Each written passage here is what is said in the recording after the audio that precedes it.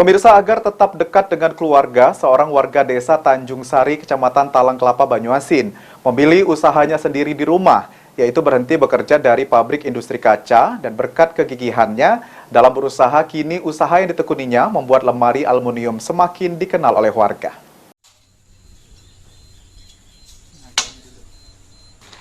Agar tetap dekat dengan keluarga, membuat pria bernama Rahmadi, warga desa Tanjung Sari, Kecamatan Talang Kelapa, Kabupaten Banyuasin, memulai usaha sendiri di rumah. Berawal dari belajar melalui handphone, kini usaha yang ditekuni oleh Rahmadi, yaitu membuat lemari aluminium, berhasil terkenal. Dalam 1 bulan, setidaknya Rahmadi yang akrab disapa Rama ini pun mampu membuat 5-10 lemari aluminium dengan berbagai tipe. Mulai dari rak TV, lemari rak piring, atau lemari untuk berjualan. Dan dalam 1 bulan, kini Rama mampu meraih omset hingga 20 juta lebih. Kenapa alasan kita buka usaha sendiri di sini? Pengen usaha sendiri lah yang jelas.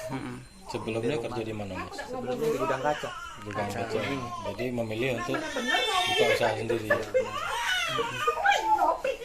Dalam sehari atau dalam 1 minggu itu bisa mendapat pesanan berapa, Mas? Jadi bisa jadi ke 2 barang. 2 barang pesanan. Jelang Lebaran ini banyak juga yang cari. Banyak juga. Omsetnya. Iya. Paling banyak jenis apa yang?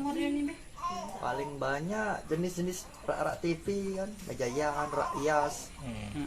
Harga kisaran yang kita tawarkan untuk orang mesan di sini berapa, dari berapa paling murah sampai yang mahal berapa? Kalau dari yang murah itu rak TV kan, rak TV ini dari 1,5, rak sepatu tuh dari 900 sampai 3 jutaan. 3 juta. Sulaiman, PAL TV.